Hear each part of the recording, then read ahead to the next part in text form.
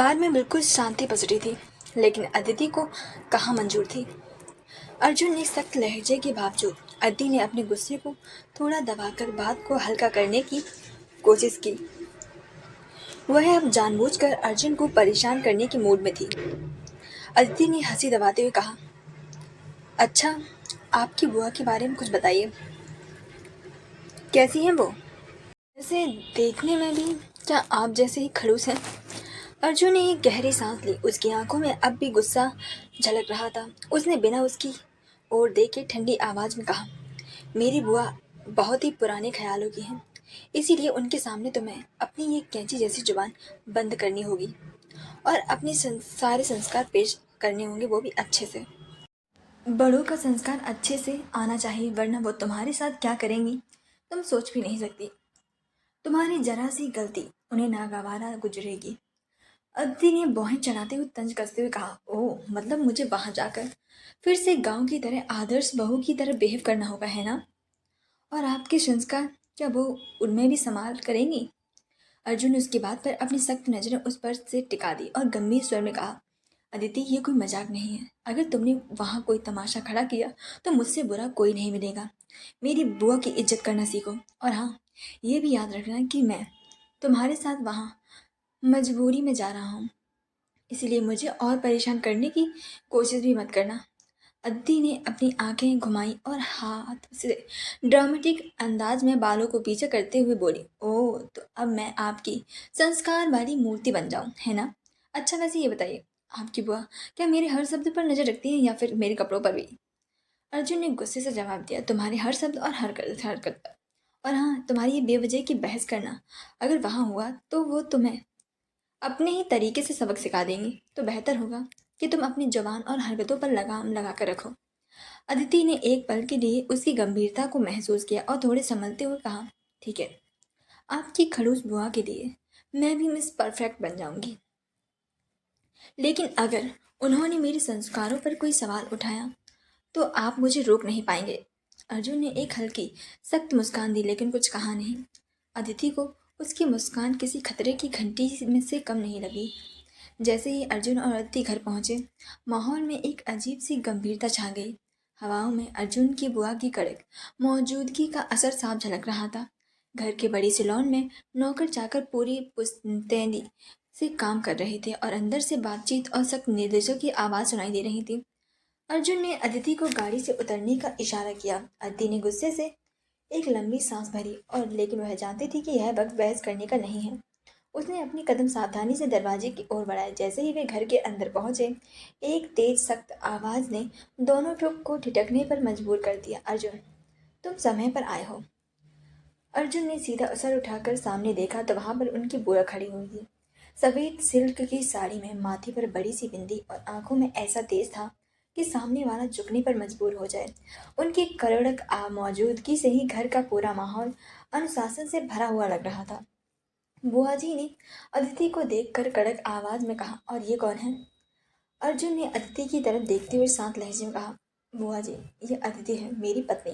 यह कहते सुनते ही बुआ जी के चेहरे पर कुछ पल के लिए हैरानी देखी, लेकिन वह तुरंत अपने सामान्य स्तर पर वापस आ गई। उन्होंने आंखें तरेरते हुए कहा, अच्छा, तो ये तुम्हारी पत्नी?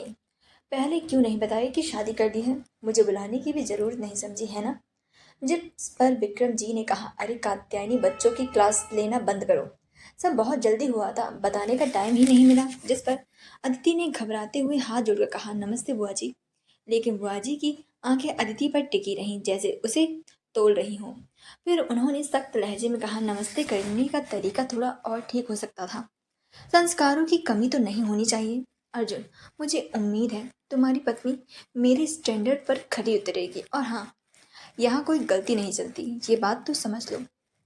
अदिति ने जल्दी से सिर हिला दिया, लेकिन मन ही मन गुस्सा खा रही थी। उसने सोचा, संस्कार तो ऐसे दिखा रही हैं जैसे मैं किसी दूसरी दुनिया से आई हूँ। अर्जुन ने अपनी बुआ की बात का जवाब देते हुए कहा, बुआ जी, अदिति सब सीख जाएगी, आप चिंता न करें। बुआ जी ने गंभीर लहजे में कहा, ठीक है, अब जल्दी से अंदर आओ। और अदिति, तुम्हें भी इस घर के तौर तरीके समझने होंगे। यहाँ हर काम एक अनुशासन में होता है, कोई ढील नहीं चलेगी, समझी? और मैं तुम्हें सिखाऊंगी कि बड़ी घर की औरतें कैसे सब संभालती हैं। अदिति ने फिर सिर झुकाया, लेकिन अब उसका गुस्सा अंदर ही अंदर उबलने लगा था। अदिति के गुस्से में अर्जुन को देखा, लेकिन कुछ बोली नहीं। अंदर कदम रखते हुए उसने मन ही मन तय किया कि चाहे कुछ भी हो जाए, वह बुआ जी के सामने कोई गलती नहीं करेगी। लेकिन उसकी आंखों में अर्जुन के प्रति गुस्सा साफ झलक रहा था। जैसे ही अर्जुन और अदिति ने बुआ जी के सामने कदम रखा, अदिति ने झिझकते हुए उनके पैर छूने के लिए हाथ बढ़ाया, लेकिन पैर छूने से पहले ही बुआ जी की आवाज गूंज गई, रुको। पहले पैर छूने का सही तरीका तो सीख लो। ऐसे लापरवाही से पैर छूने का कोई मतलब नहीं है, पूरी श्रद्धा होनी चाहिए, समझे। अदिति ने घबराते हुए अपना हाथ पीछे खींच लिया और थोड़ी झिझकते हुए बोली, बस छू ही रही थी बुआ जी। बुआ जी ने उसे सिर से पांव तक घूरते हुए कहा, ससुराल में हो, यहाँ हर चीज का तरीका होता है। और देखो, पल्लू कहाँ है तुम्हारा? सर पर होना चाहिए, ये तुम्हारा मायका नहीं है। अदिति ने अर्जुन की ओर देखा, जैसे मदद की उम्मीद कर रही हो, लेकिन अर्जुन ने आंखों ही आंखों से इशारा किया, जो कह रहा हो कर लो। मन ही मन अदिति खींचते हुए बोली, यार ये सब मैं हिटलर लग रही है। अब क्या मैं यहाँ बदमाश के तौर पर रहूंगी? वह अनमनी ढंग से पल्लू को सर पर रखते हुए बोली, जी बुआ जी। बुआ जी ने सिर हिलाते हुए अपनी निगरानी जारी रखी और कहा, तुम्हें पता होना चाहिए, ससुराल में एक एक चीज देखी जाती है। लड़की के संस्कार और चाल चलन से ही उसके मायके का नाम रोशन होता है। अदिति ने फिर से मन में सोचा, हाँ दे बुआ जी, यहाँ डांट लगाने आई है ये संस्कार का कोर्स कराने। ये घर है, कोई ट्रेनिंग सेंटर नहीं। अर्जुन ने अदिति के चेहरे पर चिढ़ती खींच को भांप लिया। उसके चेहरे पर मुस्कान आ गई थी। उसने बुआ जी के पैर छूते हुए कहा, बुआ जी अदिति नहीं है अभी, उसे थोड़ा वक्त दीजिए, वह सब कुछ सीख जाएगी। बुआ जी ने पहले तो नर्म पड़कर आशीर्वाद दिया, फिर कड़क स्वर में कहा, अर्जुन, यही ढील देने की वजह से नई पीढ़ी बिगड़ गई है, इसीलिए कोई ढील नहीं चलेगी। चलो मेरे साथ किचन में। अदिति ने मुस्कान दबाते हुए सिर झुका लिया और अर्जुन को घूरते हुए किचन की ओर चल पड़ा। मन ही मन वह सोच रही थी, अर्जुन तुम्हारी ये बुआ नहीं, सेनापति हैं। अब इस किचन मिशन में कौन कौन से संस्कार सिखाएंगे, भगवान ही बचाए।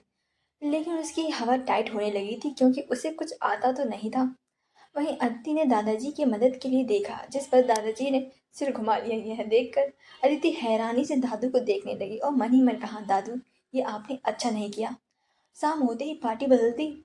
और फिर बुआ जी को पीठ देखते हुए बोली, सच में इतनी खतरनाक है बुआ जी, तो दादाजी तो डर ही रहे हैं। बुआ जी ने रसोई में पहुंची तो उनकी नजर अदिति पर पड़ी, जो किचन के दरवाजे के पास खड़ी थी, मानो वह युद्ध के मैदान में उतरने की तैयारी कर रही हो।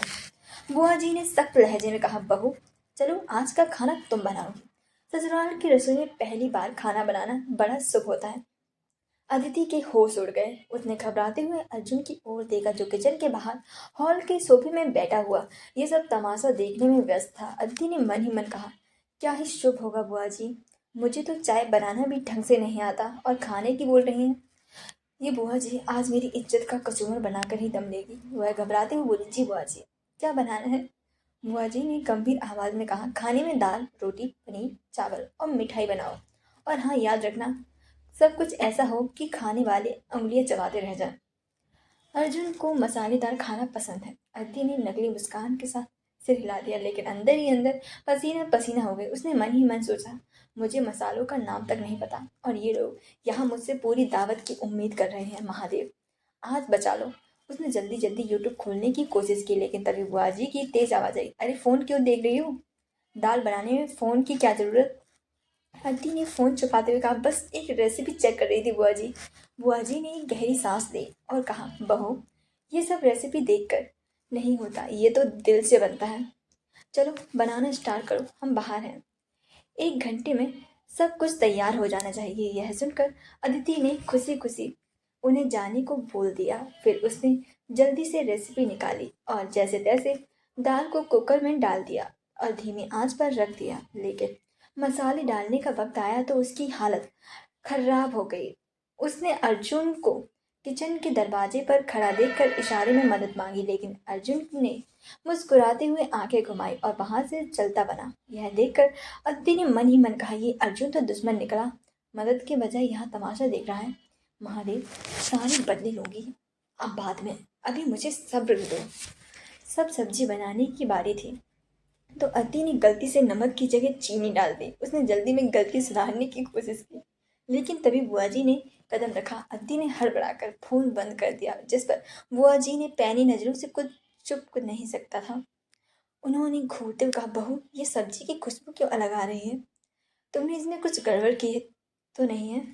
अदिति ने झूठी मुस्कान के साथ, न न नहीं बुआ जी, बस थोड़ा एक्सपेरिमेंट किया है, अर्जुन को पसंद आएगा। बुआ जी ने सिर हिलाते हुए कहा, ठीक है देखते हैं। अब रोटी बेलो, गोल और फूली हुई होनी चाहिए। यह सुनते ही अदिति का माथा ठनक गया। रोटी बेलने के नाम पर उसने बस गोल गोल सपने देखे थे, लेकिन असल में जब बेलन हाथ में लिया तो रोटियां किसी भूगोल के नक्शे से जैसी बन रही थी। अर्जुन जो दूर से ये सब देख रहा था, अपनी हंसी नहीं रोक पाया। अदिति ने उसे गुस्से से घूरा और मन ही मन सोचा, ये तो फंसा कर चला गया। अब जब ये खाएगा तब देखती हूँ।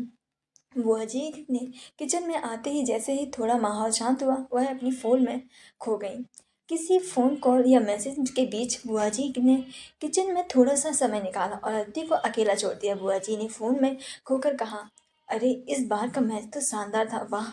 देखना आप, हाँ हाँ खाना तो बाद में बना लूंगी, तुम फिक्र मत करो। अदिति ने राहत की सांस ली। अब उसे थोड़ी राहत मिली थी, क्योंकि बुआ जी का ध्यान कहीं और था। वह किचन में अपना ध्यान पूरी तरह से खाना बनाने पर लगा चुकी थी, लेकिन जैसे ही उसने दाल में तड़का लगाने के लिए तेल डाला, उसने एक कान में ब्लूटूथ लगा रखा था। वह वीडियो देख नहीं सकती थी, क्योंकि उसने फ़ोन छुपा दिया था, इसीलिए आवाज़ से ही काम चला रही थी। उसने यूट्यूब पर सुना, जहाँ बोला जा रहा था, प्याज डालो, जिस पर अत्ती ने खड़ी प्याज डाल दी। तभी यूट्यूब पर बोला गया, प्याज छोटे छोटे पीसेस में कटी हुई होनी चाहिए, जिस पर अत्ती ने सिर पीट लिया और जल्दी से प्याज बाहर निकाली और काट दी। तो उसकी आंखों में आंसू टप टप करके गिर रहे थे। उसने बड़ी मुश्किल से उन्हें काटा। तभी बोला गया, पहले लहसुन डालो। अत्ती ने जल्दी से डाला। फिर बोला गया, लहसुन पूरा बारीक कटा हुआ होना चाहिए। अदिति ने गुस्से से यूट्यूब वीडियो की आवाज़ को घोरते हुए कहा, पहले क्यों नहीं बताया गुरुजी? ये रेसिपी बता रहे हो या मुझे खाना बनाने से हमेशा के लिए बेजार करने का कोर्स सिखा रहे हो? उसने झट से तवे पर पड़ी लहसुन को निकालने की कोशिश की, लेकिन आधा अधूरा लहसुन पहले ही तेल में झुलस चुका था। उसकी हालत देखकर अदिति के माथे पर पसीने की बूंदें झलकने लगी। उसने जल्दी से अपने आंसू पोंछे और गुस्से में बुदबुदाई, बुआ जी के सामने फेल हो गई तो मुझे अपनी किचन डिग्री से हाथ धोना पड़ेगा, और वैसे भी इन्हें तो बस डांटने का बहाना चाहिए। अभी वह प्याज और लहसुन ये कटिंग क्लास खत्म भी नहीं कर पाई थी कि यूट्यूब वीडियो में अचानक एक गंभीर स्तर में आ गया था। अब दाल में थोड़ा गरम मसाला डालें और उसे धीमी आंच पर पकने दें। अदिति ने राहत की सांस ली और बोली, चलो शुक्र है कि अब कोई मुसीबत नहीं सुनाई देगी। जैसे ही उसने गरम मसाला डाला, तभी में अचानक झट झट फुस की आवाज आई और तेल में आग भड़क उठी। अदिति ने घबराकर कंछड़ी फेंकी और जोर से चीखी, आग आग, हे भगवान! बुआ जी मुझे दहेज में फायर ब्रिगेड क्यों नहीं दे दी? अदिति पागलों की तरह किचन में इधर उधर दौड़ने लगी। अदिति ने पैनिक होते हुए कहा, हे भगवान ये क्या हो रहा है? अब मैं क्या करूं? तेल में लगी आग तेजी से फैलने लगी। अदिति की हालत खराब हो गई। वह किचन में दौड़ती हुई आग को बुझाने की कोशिश करने लगी, लेकिन तब तक वह आग इतनी तेज हो गई थी कि पूरा किचन जलने की कगार पर था। अदिति यह देखकर हड़बड़ी में चिल्लाने लगी, आग आग लगी है। जैसे ही बुआ जी ने फोन रखा और किचन की का शोर सुना, वह घबराते हुए अंदर की तरफ दौड़ी। बुआ जी की आंखें किचन को देखकर पूरी तरह से फटी की फटी रह गईं। उनका पूरा संतुलन बिगड़ गया। बुआ जी गुस्से से चिल्लाई, अरे ये क्या कर दिया बहू? सब कुछ जलाने का इरादा था क्या? लेकिन अदिति की परेशानी अभी खत्म नहीं हुई थी। जैसे ही बुआ जी ने किचन में कदम रखा, हुआ फौरन इधर उधर दौड़ी और हाथ में पानी की बाल्टी लिए हुए बुआ जी की आंखों में गुस्सा और दर्द दोनों था, लेकिन फिर भी उन्होंने हिम्मत दिखाते हुए पानी डाला। अदिति ने पसीने से तर होकर कहा, बुआ जी मुझे नहीं पता था ऐसा होगा। उसकी चीख सुनकर अर्जुन भी तेजी से किचन में आया। उसने आग को देखा और अदिति को डर से पीछे हटने का इशारा किया। अदिति पीछे हटो। और बुआ जी आप भी सच में अदिति तुम हो और हादसा ना हो ही नहीं सकता। अर्जुन ने गुस्से से दहाड़ा, मैंने कुछ नहीं किया, ये गरम मसाला तुम्हारा किचन फिनिशर है, मेरा नहीं। अदिति गुस्से से चिल्लाई। अर्जुन ने जल्दी से तवे पर ढक्कन रखा और गैस बंद कर दी। आग बुझाने पर उसने गहरी सांस ली, लेकिन जैसे ही उसने अदिति की तरफ देखा, उसकी आंखों में गुस्सा चमक रहा था। तुम्हें खाना बनाने नहीं आता तो किसी से मदद मांग लेती, लेकिन नहीं, तुम्हें यूट्यूब पर भरोसा करना था। अगर किचन फूंक देती तो क्या होता? अदिति ने सर झुका लिया। अर्जुन ने अपना माथा पीट लिया और बोला, तुम वाकई में मुसीबतों की दुकान हो अदिति। तभी विक्रम जी ने आते हुए डरते हुए कहा, अदिति बेटा ठीक हो ना? तो अदिति की आंखों में आंसू आ गए। उसकी हालत देखकर बुआ जी ने अपने गुस्से को थोड़ा दबाते हुए कहा, अरे नहीं आता खाना बनाना तो बताना चाहिए था, हम सिखाते तुम्हें, एक बार पूछती तो। जिस पर अदिति ने सर नीचे झुका लिया, जिसे देखकर अर्जुन ने कहा, बुआ जी रहने दीजिए, वो अभी डरी हुई है। जिस पर बुआ जी ने गुस्से से कहा, डरी हुई है तो क्या, इसकी सजा तो इसे मिलकर रहेगी। अगर तुम नहीं आते तो कितना बड़ा हादसा हो सकता था। जिस पर विक्रम जी ने सख्त आवाज में कहा, कात्यायनी बस करो अब, अभी कितना बड़ा हादसा होते होते बचा, और अगर अत्ती को कुछ हो जाता तो। जिस पर कात्यायनी बुआ जी ने कहा, डैड हादसा हुआ किसकी वजह से? इसकी वजह से ना। उन्होंने गुस्से से अंगली दिखाकर अदिति की ओर इशारा किया। तभी अचानक से अदिति की आंखों के आगे अंधेरा छा गया और वह अचानक से गिरने लगी। कि यह देखकर अर्जुन ने जल्दी से उसे अपनी बाहों में थाम लिया। उसने देखा तो अदिति बेहोश हो चुकी थी। यह देखकर अर्जुन ने जल्दी से उसे गोद में उठाते हुए गुस्से से कहा, डॉक्टर को कॉल करो जल्दी से। यह देखकर सभी लोग हैरान और परेशान हो गए थे। वहीं अर्जुन जल्दी से अदिति को गोद में लिए हुए ऊपर की ओर भागा। उसके पीछे पीछे सभी लोग दौड़ पड़े। एक बड़ी मेड डॉक्टर को कॉल लगाने लगी। तो क्या हुआ अदिति को? अर्जुन अदिति को गोद में उठाए हुए सीढ़ियों की ओर भागा। उसकी आंखों में चिंता की लकीरें साफ झलक रही थी और चेहरे पर गुस्से और बेचैनी का मिला जुला रूप बना हुआ था।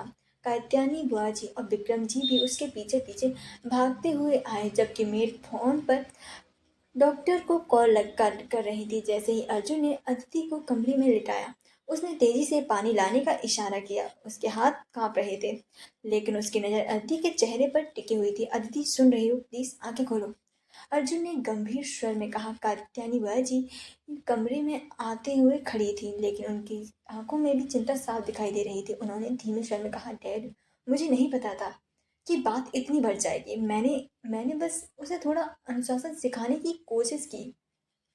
विक्रम जी ने उनकी तरफ पलटकर सख्त लहजे में जवाब दिया, कात्यायनी ये अनुशासन नहीं, बेवजह का दबाव था। अगर अदिति को कुछ हो जाता तो क्या तुम तब भी यही सफाई दे पाती? उसके उनके शब्दों में बुआ जी को चुप करा दिया। अर्जुन ने अदिति के माथे पर ठंडे पानी की पट्टी रखते हुए गहरी सांस ली। उसका ध्यान एक पल के लिए अदिति के चेहरे पर अटक गया। उसकी सूजी हुई पलकें, चेहरा पसीने से भरा हुआ और माथे पर तनाव की लकीरें, यह सब देखकर अर्जुन की आंखों में गुस्सा और गहराता गया। उसने कात्यायनी बुआ जी की तरफ तीखी नजरों से देखा और बोला, बुआ जी अगर आपको इतनी ही परेशानी थी तो आप इसे प्यार से नहीं समझा सकती थी, लेकिन इसे नीचे दिखाना, इसे गलत ठहराना जरूरी था क्या? कात्यायनी बुआ जी हड़बड़ा गई और बोली, मैं तो सिर्फ, मुझे लगा कि। अर्जुन ने उनकी बात को बीच में काट दिया और गुस्से से कहा, आपको हमेशा लगता ही रहता है, लेकिन कभी सोचती नहीं है कि इसका असर क्या होगा। अगर मैं वक्त पर नहीं आता तो क्या होता? तभी मेड कमरे में आकर बोली, डॉक्टर 10 मिनट में आ रहे हैं। अर्जुन ने राहत की सांस ली, लेकिन उसकी आंखों में अभी भी गुस्से की चिंगारी थी। उसने कात्यायनी बुआ जी को तरफ देखते हुए कहा, आपकी ये बात बात पर सजा देने की आदत ने इसे यहाँ तक पहुँचाया है। खैर गलती मेरी भी है, मुझे अपनी बीवी को प्रोटेक्ट करना चाहिए था, लेकिन आज के बाद इसे कोई परेशान नहीं करेगा, ये मेरी जिम्मेदारी है। कात्यायनी बुआ जी ने कुछ कहने के लिए मुंह खोला, लेकिन विक्रम जी ने उन्हें हाथ दिखाकर रोक दिया। कात्यायनी बस, अभी समय अति की तबीयत ध्यान देने का है, दूसरा ऊपर का नहीं। कुछ ही देर बाद डॉक्टर आए। उन्होंने अदिति की जांच की और गहरी सांस लेते हुए बोले, ये ज़्यादा स्ट्रेस और घबराहट का असर है, इसे मानसिक शांति और आराम की जरूरत है। अभी के लिए कोई तनाव या दबाव उसके लिए खतरनाक हो सकता है। इंजेक्शन दे दिया है, सुबह तक होश आ जाएगा। ये बोल डॉक्टर वहां से चले गए। जिस पर अर्जुन ने एक बार फिर बुआ जी की तरफ देखा। सुन लिया आपने? अगर आपने इसे थोड़ा प्यार और सहारा दिया होता तो ये सब नहीं होता। प्लीज अब आप लोग यहाँ से जा सकते हैं। जिस पर सभी लोग मुंह लटकाए वहां से चले गए। कमरा एक पल के लिए सन्नाटे में डूब गया। अद्य भी बेहोश थी, लेकिन अर्जुन उसकी ओर झुककर उसके माथे पर हाथ फेरने लगा। उसकी आंखों में चिंता और गुस्से का एक अनकहा वादा झलक रहा था। आई एम रियली सॉरी, मैंने तुम्हें परेशान किया। इसके लिए, लेकिन आगे मैं तुम्हें कुछ भी नहीं होने दूंगा। लेकिन फिर नाराजगी से बोला, तुम सच में एक नंबर की झल्ली हो। वैसे तो मुंह पर बंद नहीं होता, जब देखो तब चपर चपर करती रहती हो। फिर वहां कैसे चुप हो रहेगी तुम? बोल देती ना नहीं आता खाना बनाना। अब देखो क्या हो गया। और वह उसे देखने लगा। वह सोते हुए काफी ज्यादा खूबसूरत लग रही थी। अर्जुन के उस पर से आंखें ही नहीं खुल रही थी। रात के करीब 3 बजे का वक्त था। अदिति की आंखें धीरे धीरे खुली। उसका सिर भारी था और पूरे शरीर में थकान महसूस हो रही थी। उसने गहरी सांस ली और अपनी पलकों को मसलते हुए चारों तरफ नजरें दौड़ाई। कमरे में हल्की रोशनी थी और सब कुछ शांत था, लेकिन उसकी नजर जब अर्जुन पर पड़ी तो उसकी नींद एकदम से उड़ गई। अर्जुन उसके पास बेड पर सो रहा था। उसका हाथ अदिति के हाथ पर था, जिसे उसे यकीन दिलाना चाहता हो कि वह सुरक्षित है। ये इतने करीब क्या कर रहा है? अदिति ने अपने दिमाग में सवाल किया। उसके मन में अचानक कल की सारी बातें घूमने लगी। किचन में लगी आग, बुआ जी का गुस्सा, विक्रम जी की फिक्र, और फिर अर्जुन का गुस्सा, और इन सब में वह सब कुछ तेजी से हुआ था कि उसका बीपी हाई हो गया और वह बेहोश हो गई। सोचने पर उसे यकीन नहीं हो रहा था। उसने अपना सिर पकड़ लिया और बड़बड़ाने लगी, बाय गॉड, सच में मेरा इस उथल पुथल में बीपी हाई हो गया कि मैं बेहोश हो गई। लेकिन इसमें मेरी गलती नहीं है। हमेशा पैन पकड़ने वाली को कढ़ाई पकड़ा दोगे तो ये सब तो होगा ही। और ऊपर से ये अर्जुन जो दिन भर मुझे ताने मारता रहता है, अब यहाँ बैठकर फिक्र में रात भर जाग रहा है। वाह भाई कमाल है। उसकी नज़र अर्जुन के चेहरे पर पड़ी। उसकी आंखें बंद थी, लेकिन उसके चेहरे पर थकावट के निशान साफ दिखाई दे रहे थे। अत्ती ने उसकी तरफ इशारा करते हुए धीरे से कहा, ओए तुम हो क्या? हाँ, अब तो बड़े फिक्रमंद बन रहे हो। जब मुझे सच में तुम्हारी मदद चाहिए थी तब तो मुझ पर हंस रहे थे, और अब रात भर जाकर मेरी देखभाल कर रहे हो। तुमसे तो ये ऐसी उम्मीद नहीं थी। फिर अचानक उसका गुस्सा ठंडा पड़ गया। अर्जुन के सोते हुए चेहरे को देखकर उसने बड़बड़ाया, लेकिन ठीक है, मान लेती हूँ तुम बहुत अच्छे हो। वरना आखिर कौन मेरी ऐसी बेवकूफ़ी भरी हरकतों के बाद भी इतनी फिक्र करता है? अजीब लड़का है, उल्टा पुल्टा बोलता है, लेकिन फिर भी। लेकिन फिर उसने अपने सर को झटकते हुए कहा, नहीं अद्दी, इसके झांसे में बिल्कुल भी मत आना। ये बस शकल से मासूम है, वैसे है तो नर्क का राक्षस। लेकिन उसका ध्यान एक और बात पर गया। उसे याद आया कि वह बेहोश हो गई थी। फिर वह सोचने लगी, लेकिन उसके बाद क्या हुआ? बुआ जी का क्या रिएक्शन था? उन्होंने मुझे कितना सुनाया होगा? हे भगवान, अदिति तेरा क्या होगा? तो इतनी कमजोर कैसे हो सकती है? इतनी जल्दी से बेहोश हो गई। उसका मन हुआ कि वह फिर से सो जाए। शरीर में भारीपन था और शायद ही इंजेक्शन का असर था, लेकिन उसकी अदिति की आदत थी। वह रात में अक्सर खुद भी उठ जाती थी, वो भी अपनी स्टोरी के लिए। आज भी वह उसी आदत के कारण उठ गई थी। उसे अचानक मीरा रायचंद के प्रोजेक्ट की याद आई। ओ नो, इतने दिनों से मैंने कोई काम ही नहीं किया, और वह स्क्रिप्ट तो मुझे कल ही देनी है। मुझे भी उसे तैयार करना होगा। उसने जल्दी से घड़ी की तरफ देखा। हे भगवान, 3 बज रहे हैं। सुबह तक शायद स्क्रिप्ट तैयार कर लेनी चाहिए। जल्दी जल्दी उसने अपना लैपटॉप निकाला, लेकिन फ़ोन की तलाश करने लगी। तभी उसे याद आया, उसका फ़ोन तो किचन में ही रह गया था। वाह, एक और मुसीबत। अदिति तुम सच में मुसीबतों की मशीन हो। अब ये अर्जुन अगर जाग गया तो तुम्हें लैपटॉप से देख लिया तो फिर लेक्चर देगा। खैर छोड़ो, मुझे अपना काम करना है। उसने धीरे से अपना लैपटॉप खोला और टाइप करने लगी, लेकिन उसके मन में डर और उलझन का तूफान चल रहा था। अदिति धीरे धीरे बेड से उठी। उसने दरवाजे की कुंडी हल्के हाथों से खोली और अपना सिर बाहर निकालकर इधर उधर देखने लगी। कहीं है, कोई है तो नहीं? सब सो रहे होंगे, है ना? उसने मन ही मन खुद को तसल्ली दी।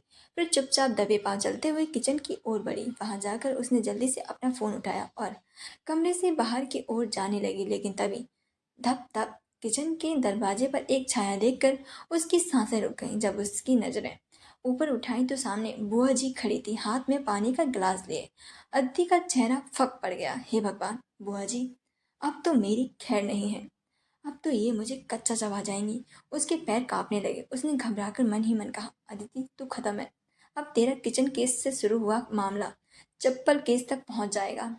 बुआ जी ने उसे घूरती रही। उसकी नजरें ऐसी थीं जैसे कोई अपराधी को पकड़ लिया हो। अदिति की जुबान मानो ताले से चिपक गई हो।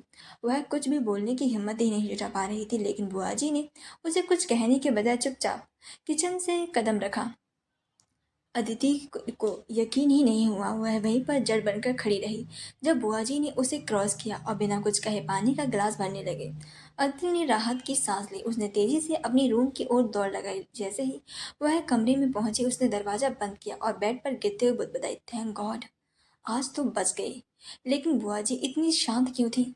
क्या ये किसी बड़े तूफान की शांति है? नहीं अदिति, अभी सब मत सोच, तुझे अपना काम करना है। उसने तुरंत अपना लैपटॉप निकाला और वापस से काम में जुट गई, लेकिन उसके दिमाग में बुआ जी का शांत चेहरा बार बार आ रहा था। वे इतनी शांत क्यों थे? कहीं ये खामोशी आने वाले खतरे का इशारा तो नहीं? उसने अपनी उलझनों को झटकते हुए खुद को डांटा, अरे अदिति, इस स्क्रिप्ट पर फोकस कर, सुबह तक ये तैयार होनी है।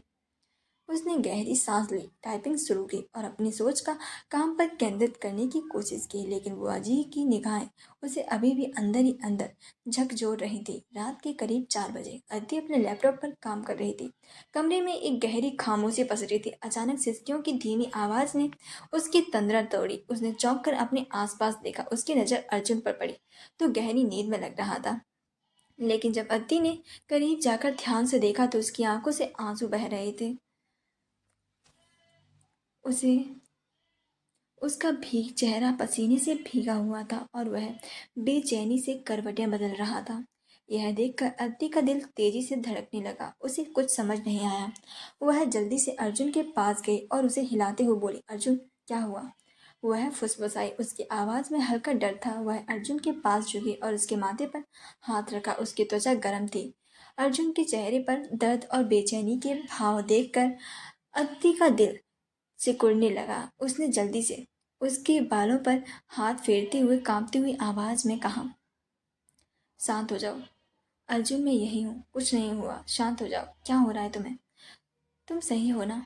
लेकिन अर्जुन जैसे किसी और ही दुनिया में था। उसने अदिति की बातों पर कोई प्रतिक्रिया नहीं दी, बल्कि उसकी बेचैनी और बढ़ गई, जिसे देखकर उसे हल्के से झकझोरते हुए कहा, अर्जुन, सुन रहे हो? होश में आओ प्लीज अर्जुन, सब सही है। वह उसे जगा रही थी। तभी वह किसी पुतली की तरह जम गई, क्योंकि अचानक अर्जुन ने अदिति की कमर को कसकर पकड़ लिया, जिससे अदिति के पूरे शरीर में जैसे बिजली सी दौड़ गई। उसने खुद को संभालने की कोशिश की, लेकिन अर्जुन ने अपना चेहरा उसके पेट पर टिका दिया। उसकी साड़ी का पल्लू भी साइड हो गया था। वह उसकी कमर से किसी बच्चे की तरह था लिपट गया और फूट फूट कर रोने लगा। उसे ऐसे रोते देख अत्ती हक्की बक्की रह गई। उसकी आंखें चौड़ी हो गई। वह कुछ समझ ही नहीं पा रही थी। उसका दिल तेजी से धड़कने लगा था। उसका गला सूखने लगा था। उसके पेट में मानो तितलियां मचलने लगी थी। जी ये क्या हो रहा है? उसने खुद से कहा। लेकिन फिर अर्जुन की हालत देखकर उसने खुद को शांत किया और वह उसकी मदद करने की सोचने लगी। उसने उसके बालों पर हाथ रखा और उसकी पीठ को सहलाते हुए कहा, शांत हो जाओ अर्जुन, मैं यही हूँ, देखो कुछ नहीं हुआ, सब ठीक है, बस रोना बंद करो, सब सही है, कुछ भी कुछ भी नहीं होगा, तुम अकेले नहीं हो, मैं हूं ना साथ। अर्जुन, रोना बंद करो। उसकी आवाज़ सुनकर अर्जुन की सिसकियां धीरे धीरे कम होने लगी। कुछ ही देर में वह गहरी नींद में चला गया, लेकिन अदिति वहां वहीं बैठी रही, उसकी तरफ देखती रही। अर्जुन का मासूम चेहरा, उसकी बेचैनी और आंसू, ये सब अदिति के दिल को झकझोर गए। वह लेखक थी और वह जानती थी कि ये पैनिक अटैक जैसा था, कुछ था, लेकिन ये क्यों हुआ? इसका जवाब उसके पास नहीं था। क्या अर्जुन किसी दर्द से गुजर रहा है? क्या वह कुछ छुपा रहा है? अति ने मन ही मन सोचा। उसने अर्जुन के चेहरे पर बिखरी लटों को प्यार से हटाया, लेकिन जैसे ही उसने उसकी गर्म सांसें अपनी कमर पर महसूस की, उसकी पूरी बॉडी अचानक से सिहर उठी। हे भगवान, ये क्या हो रहा है? अदिति का चेहरा शर्म से लाल हो गया। उसने जल्दी से अपनी आंखें बंद कर ली और अपने निचले होठों के दांत को काट लिया। उसका दिल किसी रोलर कोस्टर्स की तरह दौड़ने लगा था। उसने अपने हाथों को अर्जुन से दूर करने की कोशिश की। उसने उसकी हालत देखकर उसने खुद को रोक लिया। अर्जुन छोटे बच्चे की तरह लग रहा था। उसकी मासूमियत और दर्द ने अदिति को वहीं बैठे रहने पर मजबूर कर दिया। उसने धीरे से झुककर उसके गालों पर अपने होठ रख दिए, लेकिन वह क्या करे? जैसे जैसे उसकी सांसें उसे अपनी कमर पर बढ़ती महसूस होती, उसका शरीर कांप उठता। उसका दिल किसी मेंढक की तरह उछलने लगा। उसने परेशानी से कहा, हे महादेव, ये क्या मुसीबत है? अब ऐसे में मैं अपना कंट्रोल कैसे करूं? उसने परेशानी से इधर उधर देखा, तभी उसकी नज़र अपने लैपटॉप पर गई तो उसने अपने माथे पर परेशानी की लकीरें आ गईं। उसे याद आया कि उसे काम करना था। उसने लैपटॉप की ओर देखा और फिर अर्जुन की ओर। ओफो अदिति, अब तेरा क्या होगा? ये काम कैसे करेगी? उसने खुद को कोसा। अर्जुन के वजन और अपनी स्थिति ने उसे असमंजस में डाल दिया था। वह परेशान हो गई, थक हार कर, और शायद दवाइयों के असर से अद्दी ने अर्जुन को पीठ को हल्का सा सहलाते हुए खुद को सोने दिया। कुछ ही देर में वह भी अर्जुन के पास ही वैसे ही सो गई। कमरे में खामोशी छा गई थी और एक ओर अर्जुन बेचैनी से लड़ते हुए अद्दी के सहारे शांति पा चुका था। दूसरी ओर अद्दी की उलझनें और भावनाएं जो उसे हमेशा तर्कसंगत रहने का पाठ पढ़ाती थी, आज अर्जुन के दर्द के आगे हार गई थी। सुबह का वक्त था और कमरे में हल्की सी धूप फैल चुकी थी। अर्जुन के माथे पर सूरज की किरणें पड़ी। वह धीरे धीरे कसमसाते हुए जागा। उसकी आंखें थोड़ी भारी थी। उसने उन्नीली हालत में इधर उधर देखा। उसने आज बहुत अच्छी नींद ली थी, जिससे उसे अपना सर थोड़ा भारी सा लग रहा था। पता नहीं क्यों आज उसे अपना तकिया भी पहले से कई ज्यादा सॉफ्ट और मखमल के समान लग रहा था। जिससे उसने अपनी आंखें खोलकर अपने तकिए को देखा तो उसकी अद्दी की पतली गोरी कमर को देखकर उसका शरीर जम गया। आंखें अचानक से शौक से फैल गई। साथ ही उसने अपने होठों पर अद्दी के कमर पर लगे हुए देखकर उसके दिमाग ने जैसे काम करना बंद कर दिया था।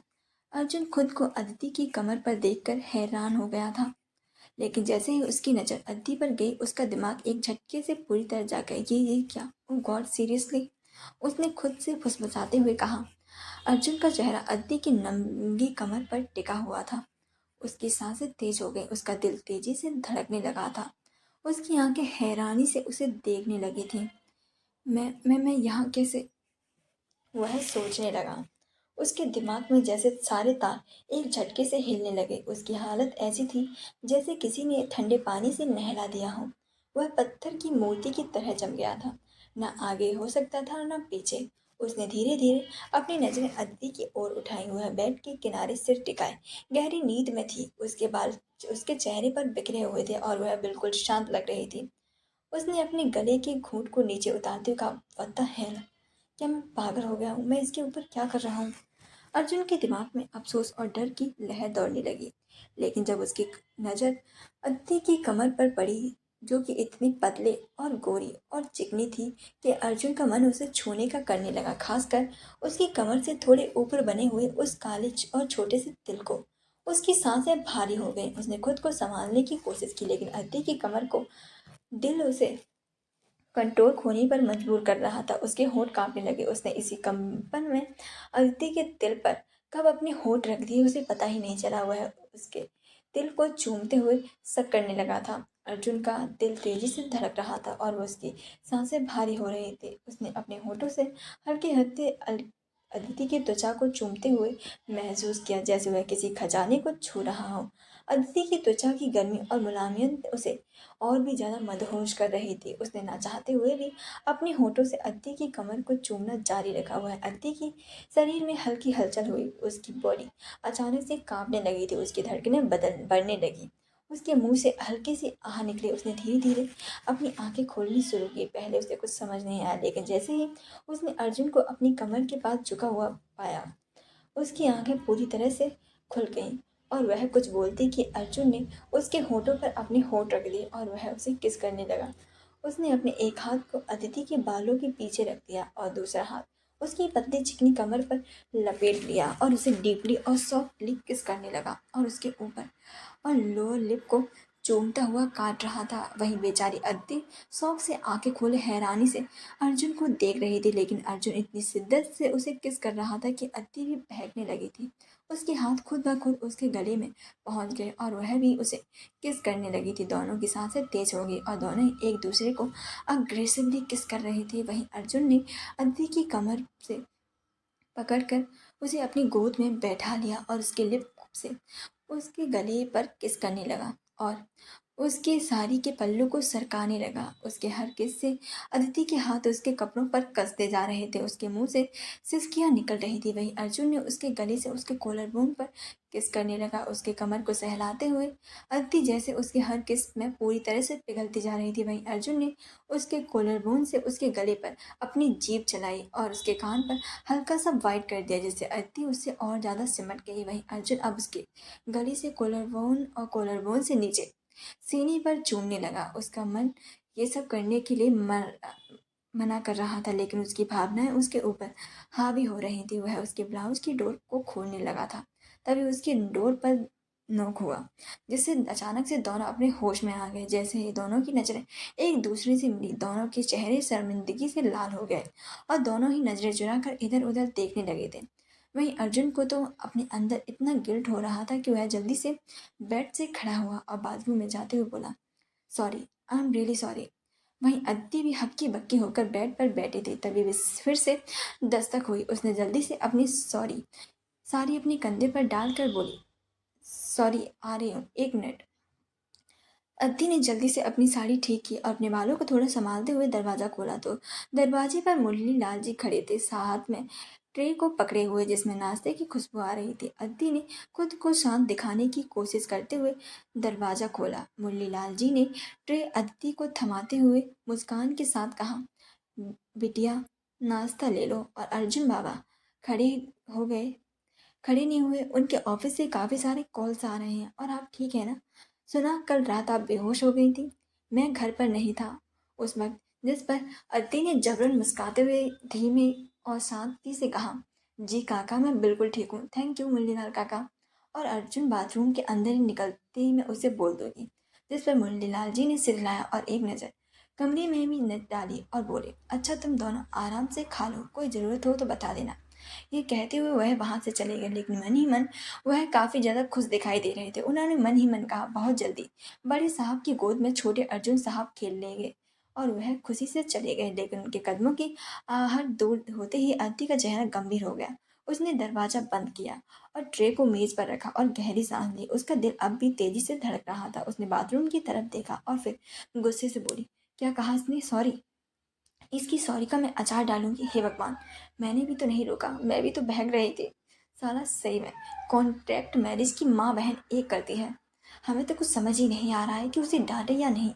ये कहते हुए उसने सर पकड़ लिया। वहीं बाथरूम के अंदर अर्जुन सावर के नीचे खड़ा था। ठंडा पानी उसके चेहरे से उसके शरीर पर गिर रहा था, लेकिन उसके भीतर का गुस्सा और अफसोस ठंडा नहीं हो रहा था। उसकी आंखें लाल, उसके भीतर की बेचैनी को और अपराध बोध को साफ झलकती है।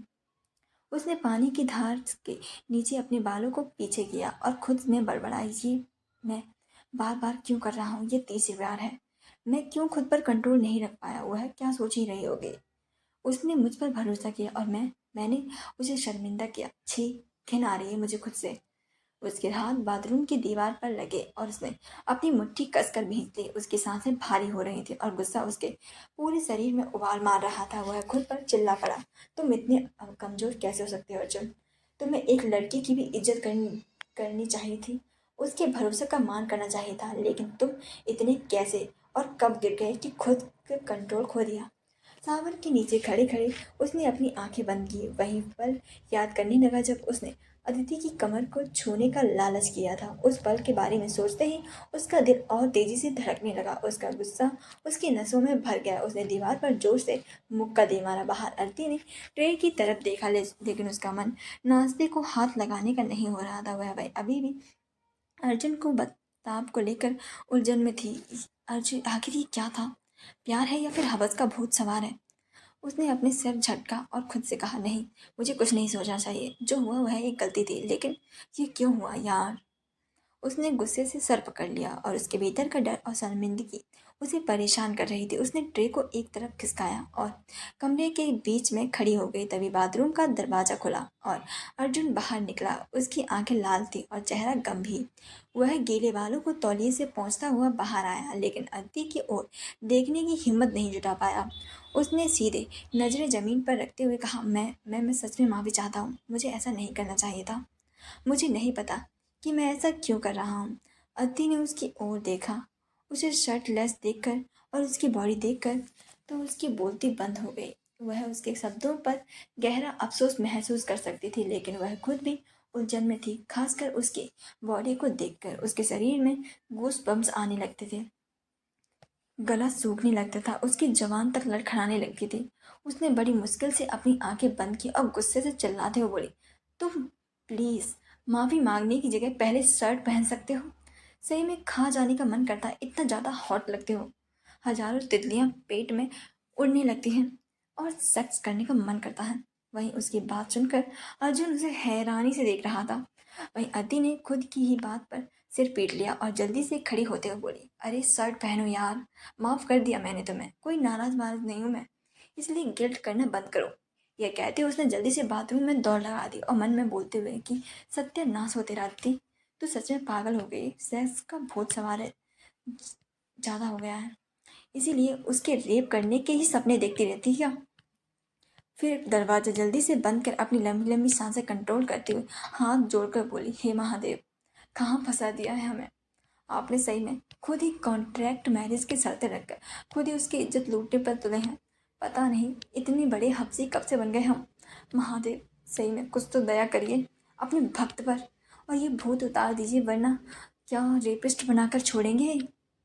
यह कहते हुए उसका रोना जैसा चेहरा हो गया था। वहीं बाहर अर्जुन के चेहरे पर मुस्कुराहट आ गई थी, लेकिन वह सोचने लगा आखिर वह उसके ऊपर सोया कैसे, क्या हुआ था। तभी अर्जुन ने अपनी अंगुलियां बालों में फिराते हुए सामने दीवार पर घड़ी की तरफ देखा। सुबह के 9 बज के उसकी आंखें हैरानी से चौड़ी हो गई। क्या इतनी देर तक मैं सोता रहा, मुझे तो हमेशा जल्दी उठने की आदत है, उसने खुद से झुंझलाते हुए कहा। उसने अपने माथे पर हाथ रखा और गहरी सांस ली।